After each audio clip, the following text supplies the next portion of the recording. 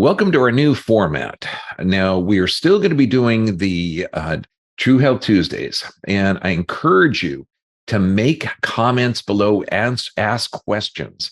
Now, the questions are going to fall in two categories, and this is called the Q&R, and that means question and response, because a lot of the questions that you have are going to be based on data, but also data, anatomy, and physiology. So we're going to cover everything, except those answers are going to be in two different categories. One is going to be the censored portion. The uncensored ones, they're going to have more answers on controversial topics, though that comments and responses are going to be put on the Dr. B VIP, so we can speak freely on that site. So let's get started. Let's start off with the first question. Now here, this was on lupus. Question is, it's from Angelique 3450. I would love to have more information on conditions that go along with lupus, like Sjorgens, and also estrogens. Are they contributing to this? Is hormone replacement therapy a no-no for women with these conditions? Absolutely. If you look at lupus, and what are the causes of lupus? Well, it has to do with a tissue production problem. And also, we're exposed to a number of different hormones that are like hormones, but not hormones. They're called endocrine disruptors.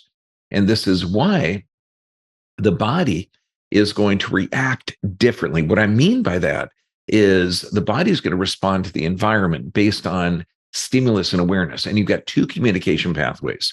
You've got the nervous system, is the electrical, and you got the hormonal system, which is the chemical. The problem is we have a whole bunch of different chemical messengers that we're exposed to that your human body is not designed to deal with. And these are endocrine disruptors in medications, it's in food, it's in makeup, shampoos, it's everywhere. And also phospholipids, the phospholipid membrane, which is around most of your cells. They now have industrial applications where they're putting these phospholipids into a system. Now, what that does, that if you have a leaky gut, which could be from antibiotics or glyphosate exposure, toxic food, medications, most medications damage the gut flora. This allows those abnormal proteins or abnormal endocrine disrupting. Think of this. It's an abnormal chemical messenger. And so your body is going to respond to that abnormal chemical messenger like it would to a normal messenger or hormone in your body. And you were looking at Sjorgens disease or syndrome. This is dry eyes, dry mouth, dry everything. It's a tissue production problem. That also means that you're not able to absorb the fats. So then you can't produce healthy hormones. This is why skin, hair, nails, excretions, those are always going to be a challenge. So the key is hormone replacement therapy is a no-no for everyone. Okay, now, if you've had an operation like a hysterectomy, your adrenal glands can take over that. What we want to do is look at a normal human being. And though that human is going to respond correctly based on the environment. So it's important that you look at the messengers that your body is going to respond to correctly. And I know it sounds weird because in the medical world, they're going to call it an autoimmune condition where the body's attacking itself. No, the body's responding correctly based on the information it's getting, except if that information is from chemical messengers that are industrial, that are getting into the bloodstream, that's not tempered by digestion. That means it's breaking through that digestive process, which is designed to protect you. That's when you have this abnormal function of the body.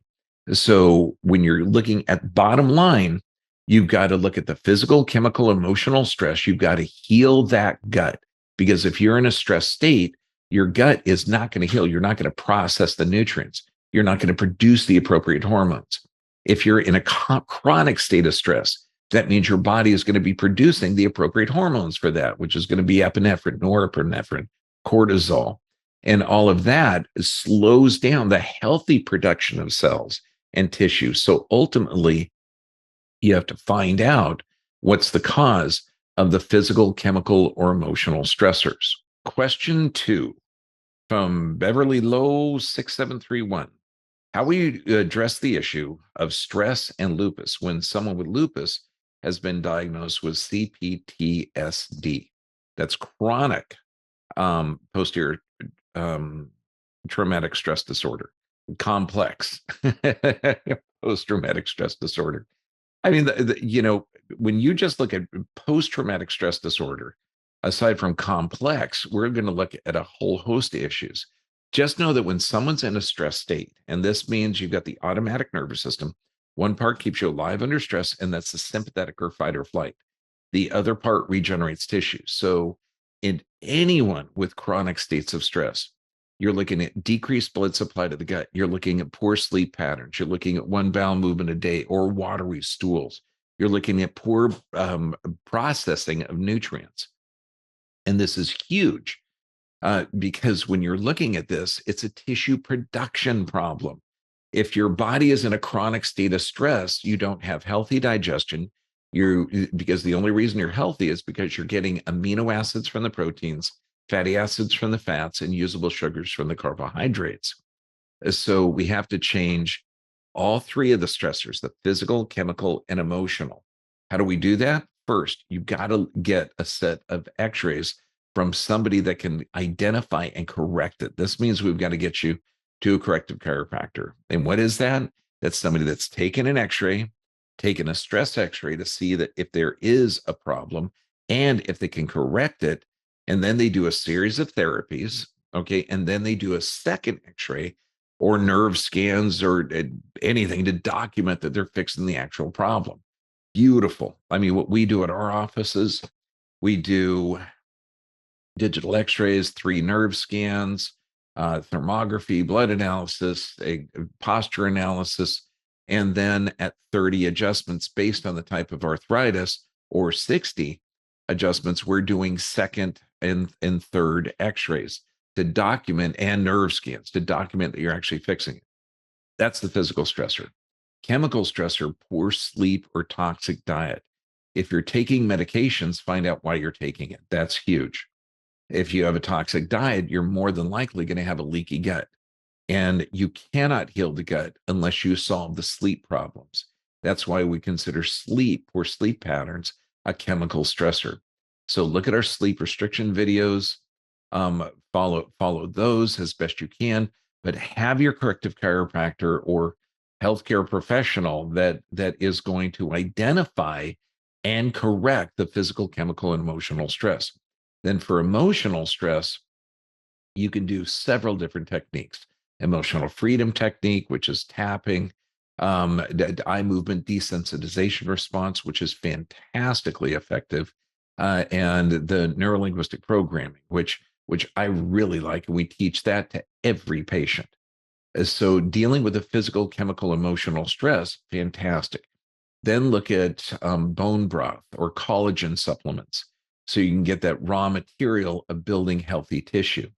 Then look at juicing and blending, particularly apples, carrots, beets, and celery. The reason is apples have malic acid, they clean the kidneys. Carrots clean the lungs, they turn into beta carotene. Beets are good for cleaning the liver. Celery is good for minerals. So, and the best doctor in the world is inside of you. So listening to that doctor within is huge. So changing the physical stressors, changing the chemical stressors, getting that deep sleep, controlling the emotional stressors, then you're going to be on the pathway to healing. Question 3 on the lupus. This is the Laughing Prophet 2275. I love your name. Here's the question. I take no medications 2 years. I do not drink alcohol 7 years. I do not consume coffee 2 years. I do not consume sugar 2 years. I do not consume dairy or A1 proteins 2 years. I've been following extreme Gundry diet for 4 months. My body is in constant pain, swollen and inflamed joints, muscles wasting to nothing, zero body fat, yet my condition worsens as time goes on, losing hope. Let's get you healthy. Okay, when you're looking at this, that you need fat in order to produce hormones. Inflammation is how the body regenerates its tissue. So with an inflammatory process, it means that there is tissue damage.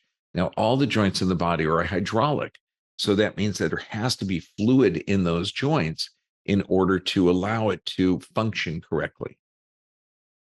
So you need healthy fats to get the system to work correctly. And there's three stressors: physical, chemical, and emotional stressors.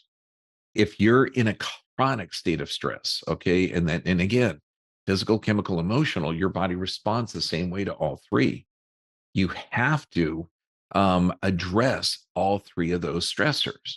The physical stressors, you're going to be taking digital x-rays, and it doesn't matter just taking an x-ray from some doctor. You have to go to a doctor that's going to identify a problem. And then they're going to run you through a series of therapies, and then they're going to x ray you again, and they have to show a correction of that physical stressor. We have a list of 7 questions to find a corrective chiropractor. Just some countries don't even have chiropractic. Then the chemical stressors. On the x rays, they may find a leaky gut. To building the gut flora is going to be the key. And so this is going to be fermented foods and not just kombucha or kimchi from a multiple different sources. I recommend fermenting your own. And we have a number of videos on fermenting food to heal that gut flora. But if you have poor sleep patterns, if you have chronic stress, you are not going to regenerate that tissue. And 0% body fat is not healthy. Okay. You need fat in order to give you long term energy. So look at certain snacks, and I mean like vegetables sautéed with coconut oil. Look at an avocado if you have access to them. Okay, healthy fats. Look at putting a little bit more olive oil on your veggies or whatever diet you're having to get increased healthy fats in that system. Also, look at bone broth or collagen. Great way to get healthy fats into the system. So with healthy fats, then you can have healthy hormone production. But healthy fats require your liver and gallbladder to function correctly. And under chronic emotional stress, that the liver is called the emotion organ. So know that there could be gallstones or gallbladder sludge formation, limiting how your body is breaking those fats to fatty acids. So your hormone production may be off. So once you look at the physical stress, then you look at the chemical stress, and there's going to be getting healthy fats in the system, but also it's not what you take in your system. Okay. It's how you break it down. And then look at the emotional stressors. And this is going to be mastering eye movement desensitization response, or EMDR, or mastering emotional freedom technique, which Dr. McCullough has a lot of information on that, or mastering neurolinguistic programming, so that you can literally, the emotions, changing the emotions changes your physiology. And that's going to be huge. Then when you look at all of those aspects, then your body has a chance to regenerate itself. And don't get hung up on these diets, okay, of totally eliminate coffee. Well, I mean, if you look at Ray Peat's work, okay, we're talking organic coffee is a vitamin to the thyroid. And the greatest doctor in the world is inside of you. So if you're craving certain things, man, get it. Processed sugar is poison, but your body requires carbohydrates to break down into usable sugars. So the processed sugars are harmful. Local honey is fantastic. We use that to desensitize mucous membranes for allergies. Look at the natural sweeteners. Look at fruit. Okay, fantastically good for you. And also look at the 10,000 generations that preceded you. Now, they had an advantage where they didn't have a lot of industrial chemicals in the food, and the soil was more nutrient rich. But what did they eat? They ate everything that was organic. They ate very few preservatives, and they had nutrient rich foods. So, these fad diets, look at the 10,000 generations that preceded you, and you will get healthy. Let me know how you're doing. Now, this is going to be the 4th question on lupus. And this is from my Leah Robbins. Oh, Mia Lee Robbins. Not good with those names. 8451. Does lupus cause cancer and can it kill you? Lupus is not going to cause cancer. Your body forms cancer. Cancer is a more normal process of the body than you would think. Your body produces 1 billion cells a day. And of those billion cells, about 10,000 are abnormal. Now, when you look at asymmetric cancerous tumors, 50% of everyone over 50 has these, where the body is literally walling off toxins. One of the reasons we have such an explosion in cancer now is that we have a whole bunch of chemicals and toxins in our food and our environment and stressors that are causing an overabundance of toxins in the system. And when your body can't wall off or detox, or those tumors, which your body forms, those tumors that your body forms are literally based to wall off toxins. Now, if those tumors get so great they can damage the function of healthy organs, then they have to be addressed directly. A lot of the natural cancer therapies look to de-stress out that system, allow your body to detox. This is why saunas, hyperbaric chamber, chelation agents have been used for decades to, and actually centuries, to help with chronic illness and disease.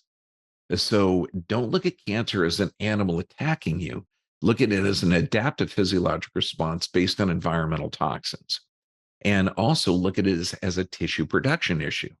So when your body is in a stress state, your body can't build itself healthy because you're just going from one foxhole to another foxhole.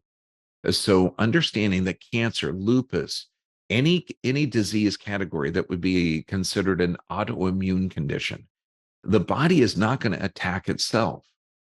If you're having chemical messengers, because you remember your system communicates through 2 different pathways: the nervous system, which is electrical, the hormonal system, which is chemical. Now, we're exposed to chemical messengers that are called endocrine disruptors. And this is in makeup, plastics, glues, pesticide, food products. It's everywhere. And there's even conditions now where the industries are using phospholipids and producing these in certain products, okay, that we consume or use. Now, and that's why they call it antiphospholipid syndrome, where your body is attacking these things that it's hard to recognize self to non-self.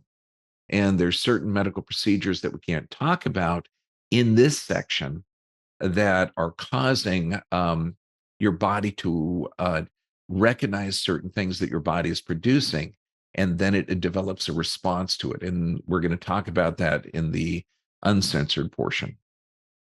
But just know that lupus is your body responding correctly based on the stimulus. And that stimulus can be endocrine disruptors or abnormal hormone production or physical stress or chemical stress or emotional stress.